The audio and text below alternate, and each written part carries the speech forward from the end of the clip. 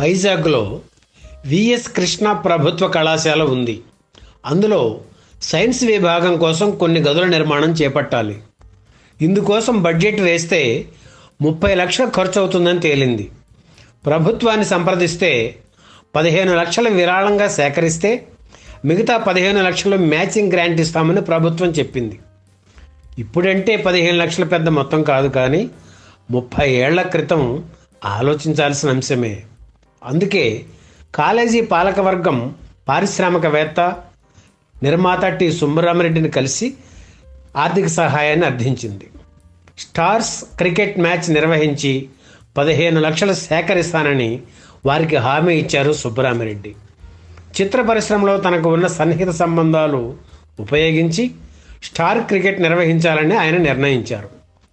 సమాజ సేవా కార్యక్రమాలకు ఎప్పుడూ ముందుండే సినీ ప్రముఖులు సుబ్బరామిరెడ్డి తెచ్చిన ఈ ప్రతిపాదనకు తమ అంగీకారం తెలిపారు. దర్శకరత్న దాసరి నారాయణరావు సారథ్యంలో సినీ ప్రముఖులు 1993 ఏప్రిల్ 25న ప్రత్యేక విమానంలో ఉదయం 7 గంటలకు వైజాగ్ చేరుకున్నారు. అదే రోజున 11 గంటలకు ఇందిరా ప్రియదర్శిని స్టేడియంలో స్టార్ క్రికెట్ మ్యాచ్ మొదలైంది. మొదట తారలు ఓపెన్ టాప్ మినీ ట్రక్కులో ఎక్కి ప్రేక్షకులందరికీ అభివాదం చేస్తూ స్టేడియం చుట్టూ తిరిగారు. తమ అభిమాన తారలు అత్యంత చేరువుగా వచ్చినప్పుడు ప్రేక్షకుల ఆనందానికి పట్టపగ్గాలు లేవు. దర్శక ప్రముఖులు దాసరి నారాయణరావు, రాఘవేంద్రరావు సారథ్యంలో 2 టీములు ఏర్పాటు చేశారు. దాసరి టీంలో చిరంజీవి, నాగార్జున, రాజేంద్ర ప్రసాద్, భానుచందర్, సురేష్, రాజేంద్ర ప్రసాద్, మాస్టర్ మంచు విష్ణు, మీనా, శోభన, మాలాశ్రీ, దర్శక నటుడు రమణారెడ్డి ఉన్నారు.